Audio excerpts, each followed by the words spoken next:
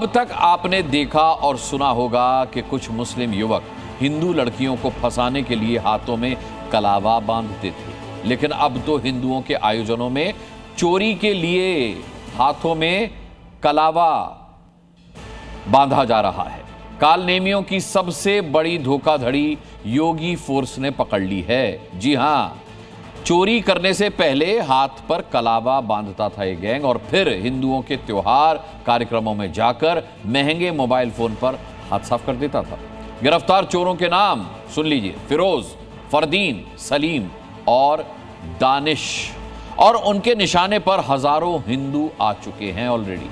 यह बेहद चौंकाने वाला मामला सामने आया है नोएडा से।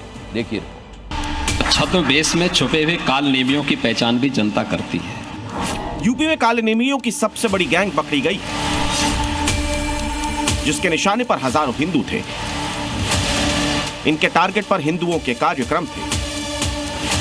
वहां ये कलावा वाला धोखा देकर हिंदुओं को लूटते थे। फिरोज, फरदीन, सलीम और दानिश, ये चारों शातिर मोबाइल चोर, लेकिन उससे भी बड़ी बात ये कि ये चोरी सिर्फ हिंदुओं से करते थे और इसके लिए जो तरीका अपनाया था वो भी बेहद हैरान करने वाला है। ये मुस्लिम चोर हिंदुओं के धार्मिक आयोजन को टारगेट करते थे, उसके लिए बाकायदा प्लानिंग करते थे। मुस्लिम होते हुए भी ये चोर हाथों में कलावा बांधते थे, कंधे पर सनातनी गमछा रखते थे, हिंदुओं की शादी और देवी जागरण में हिंदू बनकर घुस जाते थे और फिर वहां आने वाले हिंदुओं की जेब से मोबाइल या फिर उनके कीमती सामान उड़ा देते थे। ये वो चोर हैं जो धार्मिक स्थलों पे जाके अपनी वेशभूषा बदल के चोरी की घटनाओं को अंजाम दे रहे थे। इन पर आरोप है कि ये लोग नोएडा, गाजियाबाद, बुलंदशहर, हापुड़ और मथुरा, ये इन जगहों पे जब कोई भी धार्मिक कार्यक्रम होता था तो वहाँ पहुँच जाते थे, तिलक लगा लेते थे, हाथ में कलावा बांध लेते थे, धार्मिक कपड़े पहन लेते थे और उसके बाद मोबाइल फोन चोरी किया करते थे। एक जगह पर चोरी करने के बाद ये सभी तुरंत अपना हुलिया बदल लेते, नई जगह चोरी के लिए एकदम नया गेटअप बना लेते थे, लेकिन इनके निशाने पर सिर्फ हिंदू होते थे। जब नोएडा पुलिस ने इन कालनेमियों को दबोचा तो इनके पास चोरी किए गए काफी सामान मिले: 70 मोबाइल फोन, 28 आईपैड। अपनी हिंदू पहचान बनाकर ये कालनेमी सनातनियों का भरोसा जीतते और फिर उन्हें शिकार बनाते थे। कोई धार्मिक गतिविधि हो रही है उसमें शामिल हो जाते थे। वहां पे जो उनके कार्यक्रम के दुपट्टा होते थे या कलावा होते थे उनको भी धारण कर लेते थे और वो उन्हीं में शामिल हो जाया करते थे, अपने नाम भी परिवर्तित कर लिया करते थे। इसके अलावा ये लगातार लोगों के बीच में घुल मिल के रहते थे और कुछ देर में ही लोगों से जो उनके पास मोबाइल हुआ करता था, खासकर एप्पल और हाई एंड मोबाइल जो हैं उनको टारगेट किया करते थे। जांच में यह भी सामने आया कि इन कालनेमियों ने एक दो नहीं बल्कि 500 से ज्यादा चोरियां और स्नैचिंग की वारदात को अंजाम दिया है। सिर्फ नोएडा ही नहीं, मथुरा, हापुड़, मेरठ, बुलंदशहर, गाजियाबाद जैसे जिलों में भी इसी तरह इस गिरोह ने हिंदुओं के कार्यक्रम में घुसकर मोबाइल चोरी की वारदात को अंजाम दिया। मुस्लिम चोरों की इस साजिश के खुलासे के बाद हिंदू संगठन भी आक्रोशित है, क्योंकि उन्होंने हाथ पर कलावा लगाकर सनातनियों के साथ छल किया है। मैं तो कहता हूं सरकार से कि ऐसे विधर्मियों को कड़ी से कड़ी कार्रवाई की जाए, कड़ी से कड़ी सजा दी जाए। चंदन, चोटी और टीका और इनसे ही नहीं होता है। ब्राह्मण और साधु के अंदर दया और धर्म होता है। यदि वह पहचान छुपाकर अपराध करता है तो उसको कड़ी से कड़ी सजा दी जाए, क्योंकि ये लोग हमारे हिंदुस्तान का खाते हैं और हिंदुस्तान के खिलाफ षड्यंत्र करते हैं। फिरोज, फरदीन, सलीम और दानिश को लगता था कि हिंदू दिखने की वजह से कोई भी इन पर शक नहीं करेगा। किसी सीसीटीवी कैमरे में दिख भी गए तो पुलिस हिंदुओं को ही ढूंढेगी, पर योगी फोर्स ने इन कालनेमियों को पकड़ लिया। कलावा को कवर बनाने वाले इन कालनेमियों की गिरफ्तारी योगी फोर्स के लिए बहुत बड़ी कामयाबी है। लेकिन एक सवाल ये भी है, क्या इस गैंग में सिर्फ 4 ही लोग शामिल थे या इससे ज्यादा भी?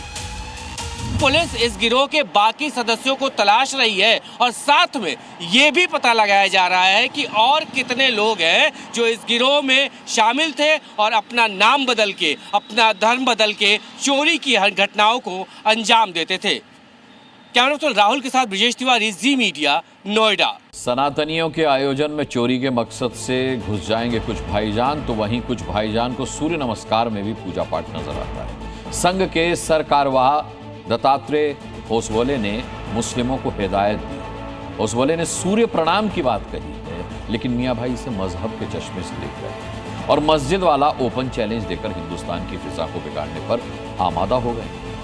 मेरे साथ आके 5 वक्त की नमाज पढ़े, मैं उनके साथ सूर्य नमस्कार करूंगा। नमस्कार करेंगे? नहीं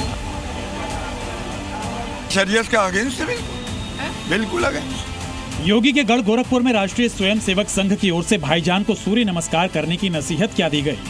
देश भर के मियाँ भाई ने सनातनियों को मस्जिद वाला चैलेंज दे दिया। मेरे साथ आके 5 वक्त की नमाज पढ़े, मैं उनके साथ सूर्य नमस्कार करूंगा। जी बिल्कुल। क्या 5 वक्त की नमाज पढ़े मेरे साथ मस्जिद में आके, मैं उनके साथ सूर्य नमस्कार करने तैयार हूँ। हम भी कह रहे आएंगे, फिर नमाज पढ़ लीजिए आप भी 5 वक्त। एक वक्त क्या आप सूरज को देख रहे हैं? आइए 5 मरतबा मत्था टेकिए अपना, मस्जिद कर लेंगे। बिल्कुल करेंगे। सूर्य नमस्कार की अपील पर भाईजान का पारा 7वें आसमान पर पहुंच गया। एक मानवीय अपील को मुट्ठी भर मियाँ भाई ने हिंदू मुस्लिम की चादर पहना दी। कह रहे हैं सूर्य नमस्कार नहीं करेंगे।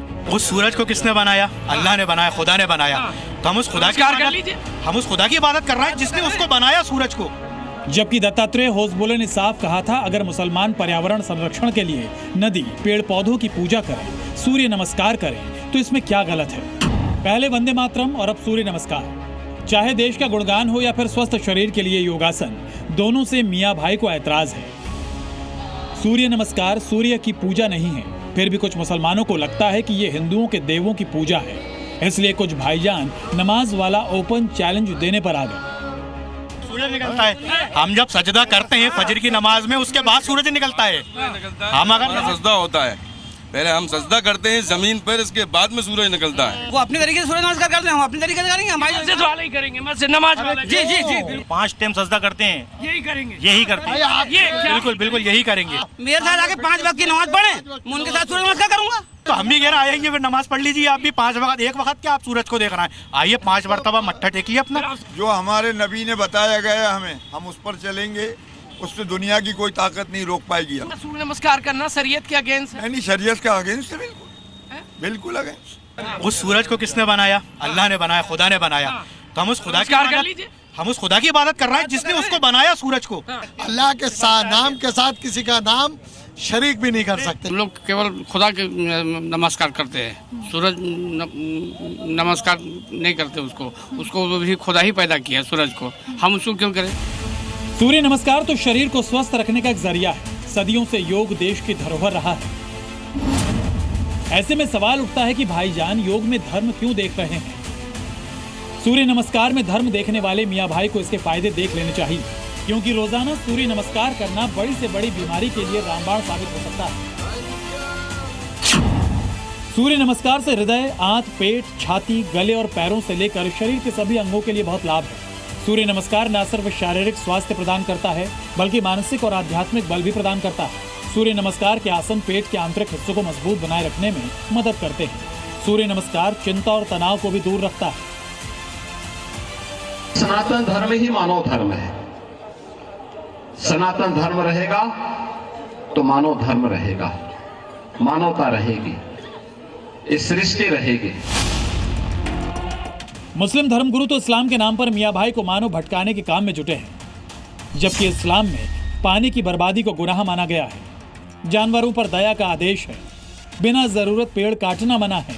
कुछ जगहों पर दरगाह के पेड़ पवित्र माने गए हैं। फिर भी ये मजहब के ठेकेदार देश का माहौल खराब करने पर तुले हैं।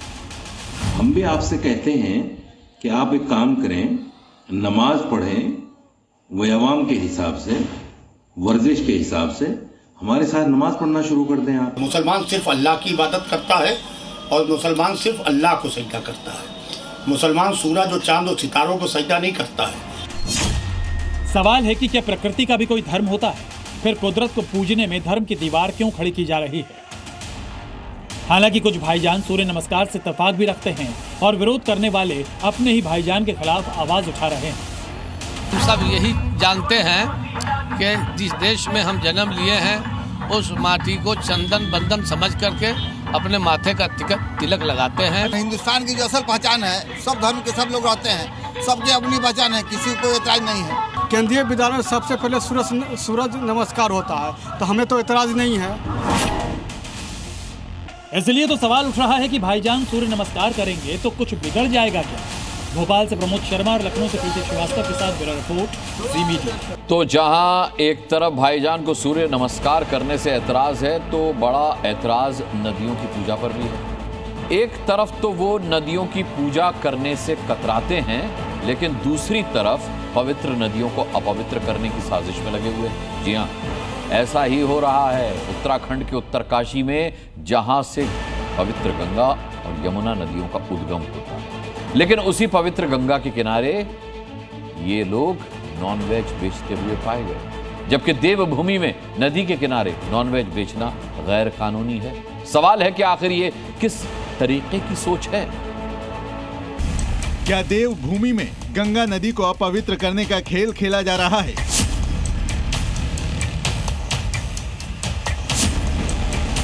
क्या जिन भाईजान को नदी की पूजा करने पर ऐतराज है, वो गंगा को मैली करने की साजिश कर रहे हैं? क्या गंगा के आसपास नॉनवेज काटा जा रहा है और उसके टुकड़े गंगा में डाले जा रहे हैं? हिंदुओं की आस्था के बड़े केंद्र उत्तरकाशी में गंगा से साजिश के ये गंभीर सवाल क्यों उठे हैं? अब जरा इसके सीधे सबूत देख लीजिए। आपके टीवी स्क्रीन पर दिख रही इन तस्वीरों को गौर से देखिए। जिन डब्बों पर आइसक्रीम की फोटो बनी है, दरअसल वो कंटेनर ही मियां भाई की बड़ी साजिश का सबसे बड़ा प्रमाण दे रहे हैं। उत्तरकाशी में इन कंटेनर्स को जब खोला गया तो भाईजान की साजिश का भी पूरा खुलासा हो गया। इन डिब्बों में आइसक्रीम या बर्फ नहीं, बल्कि मांस के टुकड़े रखे गए थे। वो मांस के टुकड़े जो गंगा नदी के पास बनी दुकानों में बेचे जा रहे थे। जैसे ही ये टुकड़े आए, लोगों को शक हुआ और मियां भाई की पूरी प्लानिंग का खुलासा हो गया। आसपास के दुकानदारों ने आरोप लगाया कि धर्मनगरी उत्तरकाशी में 500 मीटर के दायरे में नॉनवेज धड़ल्ले से बिक रहा है। यहाँ नियमों के खिलाफ गंगा नदी के आसपास नॉनवेज की दुकानें खोली गई हैं। इतना ही नहीं, जो मांस बेचा जा रहा है उसे बाहर से नहीं, बल्कि गंगा के ही पास घरों में काटा जा रहा है। इनकी बेसर में तो दुनिया देखेगी, शहर देखेगा, लोग देखेंगे कि यार ये उत्तरकाशी के अंदर देवभूमि में किस तरह से ये लोग अपराध कर रहे हैं, किस तरह से गुनाह कर रहे हैं, कौन कौन लोग मिले हुए हैं, क्योंकि हमने रंगे हाथ पकड़ लिया और कल से हम लगातार पकड़ेंगे। लोगों ने आरोप लगाया कि जो मांस यहाँ बेचने के लिए काटा जा रहा है, उसके कई हिस्से गंगा को अपवित्र करने के लिए भी फेंके जा रहे हैं। नियम के विरुद्ध फिर भी दुकानें खोली हैं इन्होंने, लेकिन उसके बावजूद भी ये लोग कहते हैं कि हम बरसाला से दूर से ला रहे हैं, लेकिन जबकि यही वो लोग काट रहे हैं नगर क्षेत्र के अंदर ही, अपने घरों में काट रहे हैं और सारी गंदगी गंगा में डाल रहे हैं। तो गंगा को बचाने के लिए लड़ाई है। गंगा नदी के आसपास नॉनवेज बेचती ये दुकानें न सिर्फ गंगा को अपवित्र कर रही हैं, बल्कि नियमों की धज्जियां उड़ा रही हैं। क्योंकि उत्तरकाशी जिले में गंगा नदी के किनारे से 500 मीटर के दायरे में मांस बेचने और जानवरों को काटने पर प्रतिबंध है। ये नियम जिला पंचायत उत्तरकाशी के उप नियमों पर आधारित है, जिसे उत्तराखंड हाई कोर्ट ने 2022 में सही ठहराया था। कोर्ट ने कहा था कि गंगा की पवित्रता और उत्तराखंड की विशेष स्थिति को देखते हुए ये बैन संवैधानिक है। लेकिन तब भी मियां भाई नहीं माने और गंगा के आसपास के इलाके में ही कई नॉनवेज की दुकानें बना डाली। लेकिन अब यहाँ रहने वाले हिंदुओं को अपनी आस्था के साथ खिलवाड़ बर्दाश्त नहीं है। एक भी दुकानें नहीं रहने तेरे उसमें पाया गया ना तेरे पे। तभी इन दुकानों पर एक्शन की मांग हो रही है। दुकान का लाइसेंस निरस्त हो जाए और दुकान भी सील हो जानी चाहिए। इससे पहले भी उत्तराखंड में अवैध नॉनवेज की दुकानों पर बुलडोजर एक्शन हो चुका है। तो क्या इस बार भी धामी सरकार गंगा की पवित्रता से खिलवाड़ करने वाले इस खेल का बुलडोजर वाला इलाज करेगी? ब्यूरो रिपोर्ट, जी मीडिया। देवभूमि में अवैध मस्जिद वाली साजिश पर एक्शन तेज हो गया। संजौली की अवैध मस्जिद की 2 मंजिलें टूटने लगी। वहीं देहरादून में भी अवैध मस्जिद बनने से पहले धामी ब्रांड का ताला लग गया है। देहरादून में भाईजान बिना नक्शा पास कराए मस्जिद बना रहे थे। धामी सरकार आखिर इस साजिश को कैसे बर्दाश्त कर सकती है? इसीलिए मस्जिद को सील कर दिया गया। मैसेज क्लियर है, एक भी अवैध ईंट किसी ने लगाई तो मस्जिद हो या दरगाह, धामी सरकार ईंट से ईंट बजा दी।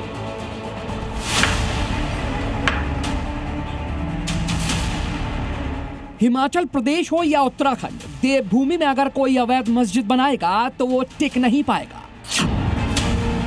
शिमला से लेकर देहरादून तक अवैध मस्जिदों का हिसाब तेज हो गया है।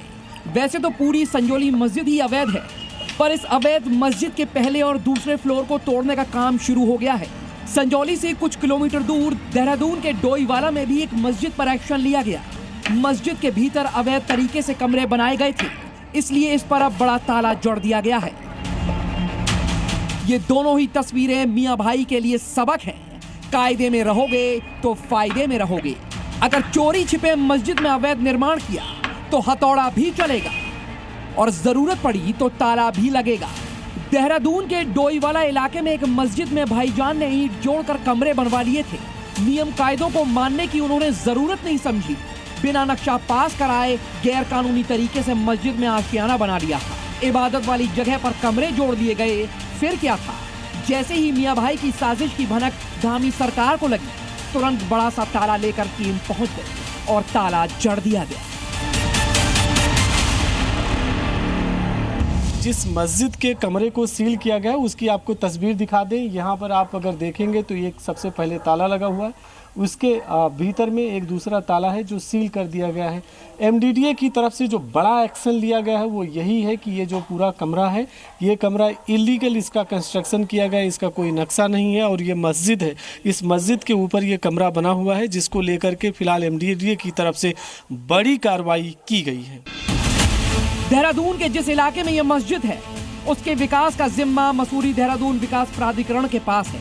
नियम साफ कहता है कि यहाँ बिना मंजूरी के ना तो कोई गतिविधि हो सकती है और ना ही कोई निर्माण करवाया जा सकता है।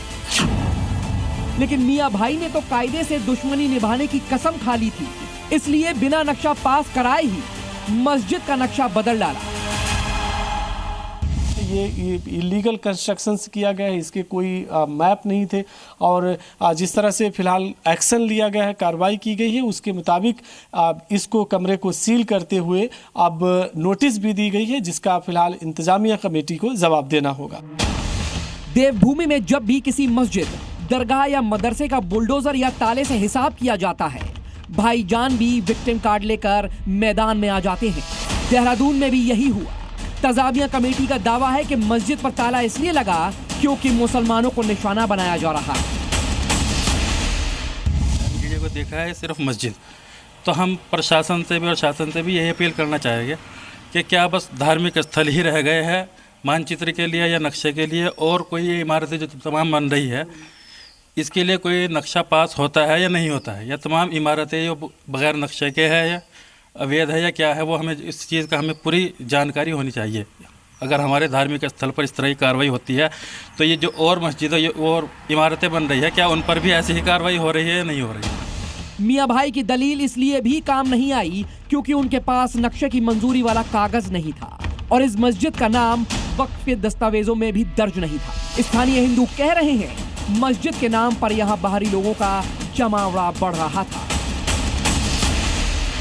हम लोग यही चाहते हैं सर कि यहाँ पे जो है ये मस्जिद हटे, क्योंकि हमारा यहाँ हिंदू समाज ज़्यादा है, हिंदू बावली समाज है। यहाँ पे 8% केवल मुस्लिम है, बाकी हिंदू है।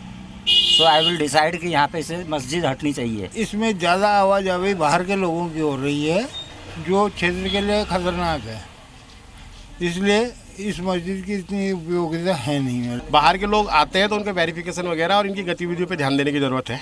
मस्जिद हटनी चाहिए वहाँ से जो है, तो ये हल्ला रुका होता है, बच्चे पढ़ने वाले हैं, गांव वालों के आसपास जो है घर हैं, मस्जिद में वैसे ही हल्ला पहले भी 2-3 बार पुलिस वालों ने बंद करवाया वहाँ माइक जो है।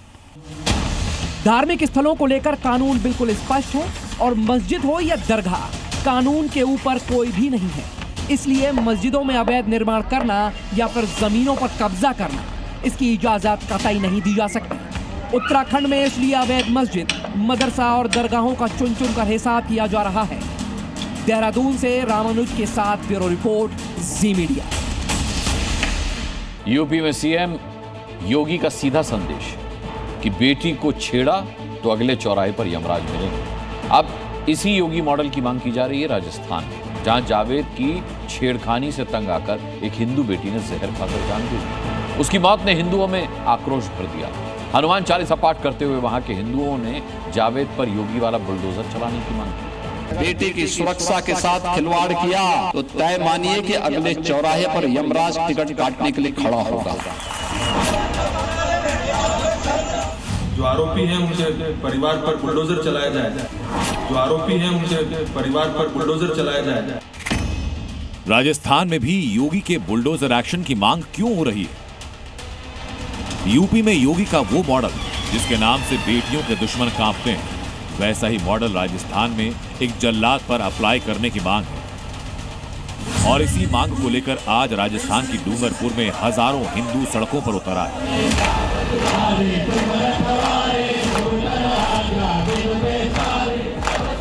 हनुमान चालीसा का पाठ करने लगे और मांग कर रहे हैं बुलडोजर एक्शन।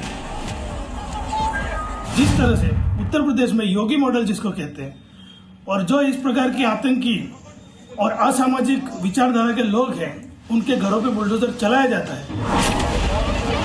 जिस शख्स के खिलाफ बुलडोजर कार्रवाई की मांग है उसका नाम है जावेद।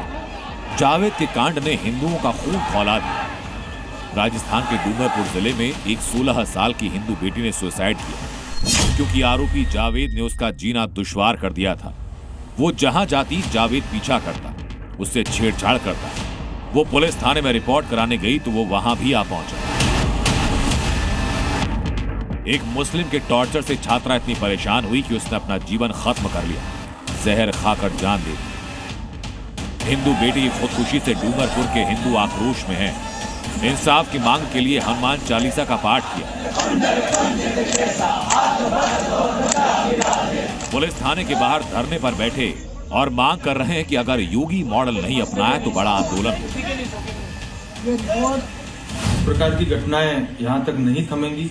हम सभी को मिलकर एक बड़ा जन आंदोलन करना पड़ेगा। और सरदार पटेल सेना ये मांग करती है कि आयुषी पाटीदार के परिवार को 50 लाख का मुआवजा, उसके परिवार को सरकारी नौकरी, और जो आरोपी हैं उनके परिवार पर बुलडोजर चलाया जाए।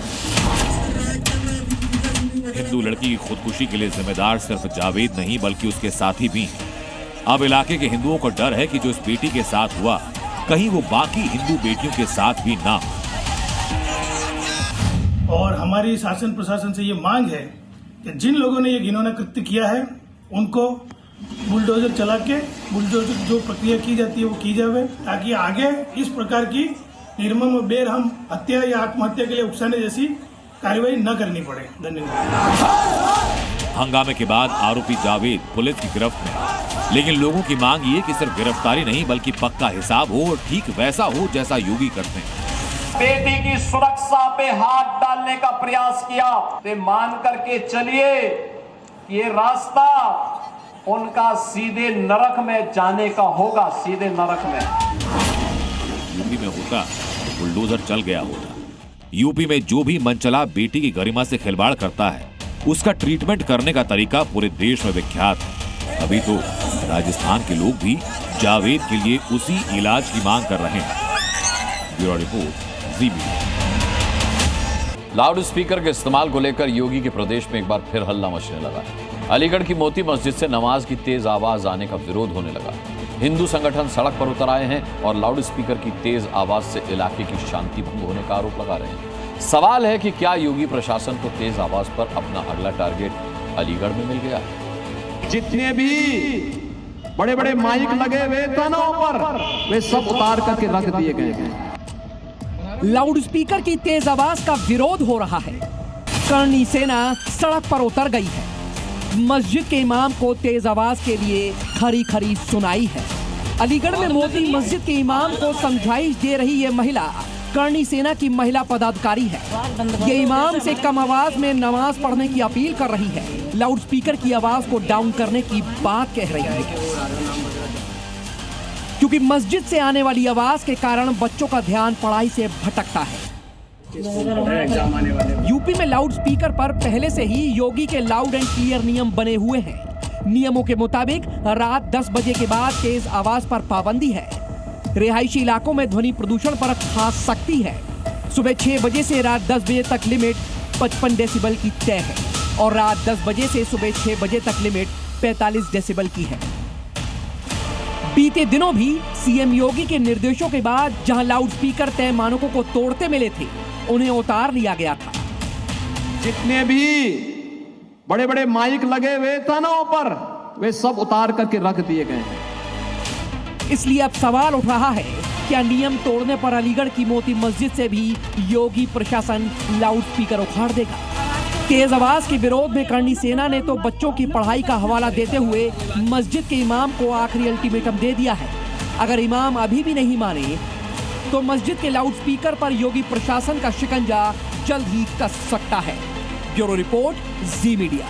योगी फोर्स 24 घंटे 7 दिन हाई एनर्जी के साथ काम कर रही है। दिसंबर की रातें कितनी सर्द हो, आसमान में कितना कोहरा क्यों ना छाया हो, लेकिन योगी की पुलिस जो है उसका ऑपरेशन लंगड़ा रुकता नहीं है। योगी आदित्यनाथ के निर्देश पर उनकी फोर्स क्राइम पर जीरो टॉलरेंस नीति के तहत काम कर रही है और अब तो सनातन धर्म में पूजनीय गौ माता को इंसाफ दिलाने के लिए यूपी पुलिस जुट गई है। बीती रात एक एनकाउंटर हुआ।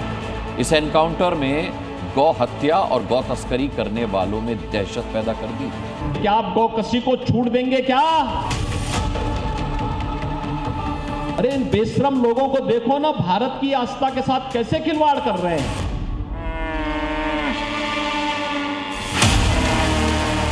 राम और कृष्ण के देश में गौ हत्या को हम कतई नहीं होने देंगे, कतई नहीं होने देंगे। शौकत लंगड़ा रहा है,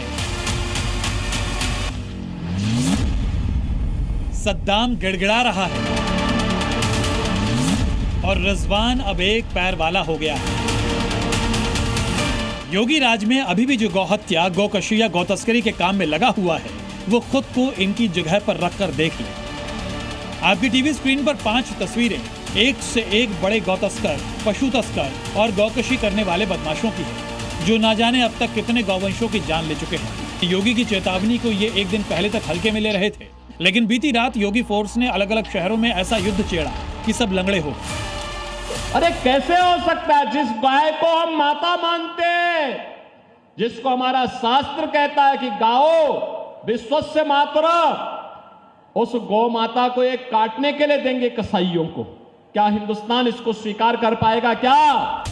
योगी पहले ही चेता चुके हैं, लेकिन इन गौ तस्करों को ये बात समझ नहीं आई। उनका हाल भी आप लगे हाथ देख लीजिए। देखिए गौ हत्या और गौ तस्करी करने वालों का योगी फोर्स ने क्या हश्र किया है। यूपी पुलिस से घिरा यह बदमाश यूपी में 7 जिलों में वांटेड है। नाम झीनक निषाद, काम पशु तस्करी, इनाम 25,000 रुपए। कहावत है कि बकरे की अम्मा कब तक खैर मनाएगी। यही हुआ लंबे समय से योगी फोर्स के साथ आंख मिचौली का खेल खेल रहे झीनक के साथ। झीनक को योगी की पुलिस ने धर दबोचा। झीनक का पकड़े जाना यूपी पुलिस के लिए कितनी बड़ी कामयाबी है, पहले ये समझिए। झीनक पशु तस्करी का आरोपी तो है ही, साथ ही हत्या का आरोपी भी है। झीनक के अपराध जगत में हाथ इतने खुले हैं कि जब गोरखपुर में पशु तस्करों पर योगी फोर्स ने शिकंजा कसा तो पशुओं की तस्करी छोड़ दी और नशे की तस्करी करने लगा। लेकिन वो ये भूल गया कि योगी न मंचलों को छोड़ते हैं, न गौ तस्करों को, और न ही नशे के सौदागरों को। किसी भी प्रकार का कोई नशा है, इसको समाप्त करना और नशा करवाने वाले गिरोह को नेस्तनाबूद करने के लिए भी उतनी सख्ती के साथ कार्य करना। झीनक के दोनों हाथों में दिख रहे इन दोनों प्लास्टिक के डब्बों में जब्त की गई हेरोइन है, जिनकी कीमत अंतर्राष्ट्रीय बाजार में 25 लाख रुपए बताई जा रही है। अब योगी फोर्स के कंधों पर टंगे शौकत नाम के इस बदमाश की हालत देखिए। ये भी झीनक की तरह इनामी बदमाश है। इस पर 20,000 रुपए का इनाम मुजफ्फरनगर पुलिस ने घोषित किया हुआ है, लेकिन पुलिस की गोली लगने के बाद इसके लटके चेहरे, ढीली काया और उड़ी हवाइयों को देखिए। कैसे गौकशी का यह आरोपी योगी की पुलिस के सामने सरेंडर कर चुका है। देखा पुलिस चेकिंग कर रही तो वो पीछे लौट के भागा। उसने पुलिस वालों पर फायरिंग की। पुलिस ने आत्महत्या से फायरिंग की। उसके एक पैर में गोली लगी है। एक अटाली के जंगलों में गौकशी हुई थी, उसमें वो बांसी चल रहा था। उस पर 20,000 का इनाम घोषित था। बरेली, बलिया और सहारनपुर में भी योगी फोर्स ने बीती रात गौ तस्करों के खिलाफ बड़ा ऑपरेशन चलाया। जो गौ तस्कर कुछ समय पहले तक पुलिस को भगा रहे थे, वो अब चलने के लिए भी खाकी वर्दी वालों का सहारा ले रहे हैं। बरेली में सुबह तड़के योगी फोर्स ने गौ तस्कर रिजवान और जुनैद को पैर में गोली मारकर पकड़ा, तो पशु तस्करी और गौकशी करने वाले सहारनपुर के सद्दाम को भी योगी की पुलिस ने लंगड़ा कर दिया। साफ है, योगी फोर्स का ऑपरेशन लंगड़ा अभी थमने वाला नहीं है। सर्द रातों में बदमाशों की लंगड़ी चाल के नंबर बढ़ने वाले हैं। बीती रात हुए गौ तस्करों के एनकाउंटर तो यही संदेश दे रहे हैं। ब्यूरो रिपोर्ट, जी मीडिया। तो पाकिस्तान के आसिम मुनीर को वैसे तो कई उपाधियां मिल चुकी हैं, जैसे सेना प्रमुख, फील्ड मार्शल और अब चीफ ऑफ डिफेंस स्टाफ, लेकिन अब मुनीर को एक और उपाधि पाकिस्तान की आवाम ने दी है।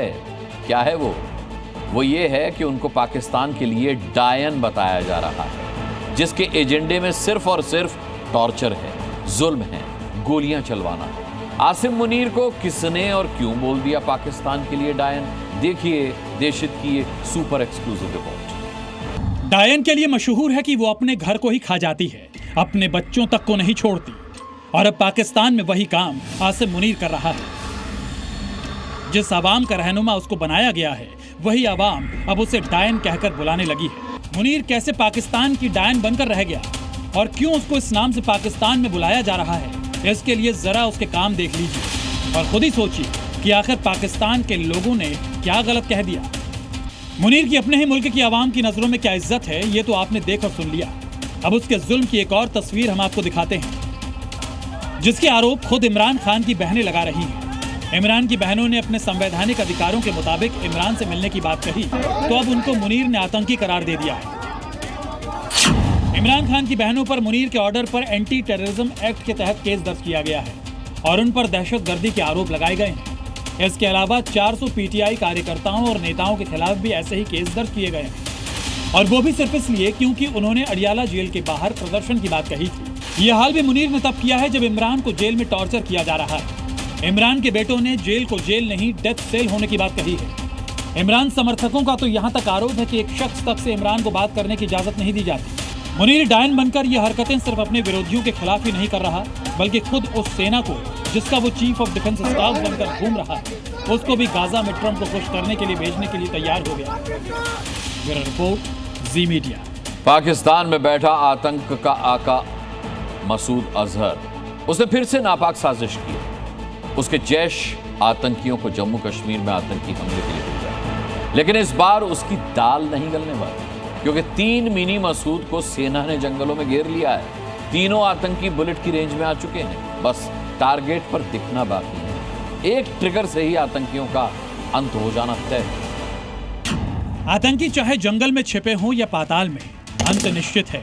ये हिंद की सेना है, ढूंढ ढूंढ कर एक एक आतंकी को ढेर करके ही दम ले। जैश सरगना मसूद अजहर के भेजे गए आतंकियों के अंत के लिए सुरक्षा बलों ने तलाश तेज कर दी है। जम्मू कश्मीर के सांबा में 4 दिनों से सर्च ऑपरेशन जारी है। स्पेशल ऑपरेशन ग्रुप यानी एसओजी के जवान हर उस जगह की तलाशी ले रहे हैं ताकि छिपे हुए आतंकियों का सुराग मिल जाए। ऑपरेशन काल की कामयाबी के लिए आतंकियों के संभावित ठिकानों पर सर्च ऑपरेशन चलाया जा रहा है। अगर आतंकी ने एक भी पत्ता खड़काया तो अगले पल वो बुलेट से छलनी हो जाएगी। 3 जैश ए मोहम्मद के आतंकियों को ढेर करने के लिए लगातार ऑपरेशन जारी है। इस समय आप देख सकते हैं कि जो सर्च का दायरा है वो यहाँ पर बढ़ा दिया गया है और उधमपुर के साथ लगते जितने भी डिस्ट्रिक्ट्स हैं उनमें भी लगातार ये तलाशी अभियान जारी है। सांबा एसओजी की टीम इस समय पूरे सांबा के इलाकों को खंगाल रही है, क्योंकि यहाँ पर भी कई संदिग्ध मूवमेंट जो है वो देखी गई है। आप तस्वीरों में देख सकते हैं इस समय घने जंगल के इलाके को ये एसओजी के जवान जो है वो लगातार खंगाल रहे हैं। अत्याधुनिक हथियारों के साथ लैस पूरी तरह से एसओजी के जवान ये सुनिश्चित कर रहे हैं कि किसी भी तरह का टेरर हाइडआउट यहां पर ना बना हो। सुरक्षा बलों को पुख्ता इनपुट है कि जैश के आतंकी बड़ी वारदात को अंजाम देने की फिराक में हैं। आतंकी मसूद अजहर के 3 पिट्ठुओं के जंगल में छिपे होने की आशंका है। सांबा का ये इलाका पाकिस्तान से बिल्कुल सटा हुआ है। घने जंगल, ऊंची पहाड़ियां और संकरे रास्तों को आतंकियों ने ढाल बना लिया है। खराब मौसम और दुर्गम रास्तों की वजह से ऑपरेशन में मुश्किल जरूर आ रही है, लेकिन जवानों ने तय कर लिया है इस बार फिर आतंकियों का हिसाब करके ही दम लेंगे। सरहद पर आतंकियों की तलाश चल रही है, वहीं श्रीनगर में भी आतंकी और उनके मददगारों को पकड़ने का अभियान चलाया जा रहा है। हथियारों की बरामदगी और टेरर लिंक के खुलासे के बाद हाईवे पर पहरा सख्त कर दिया गया है।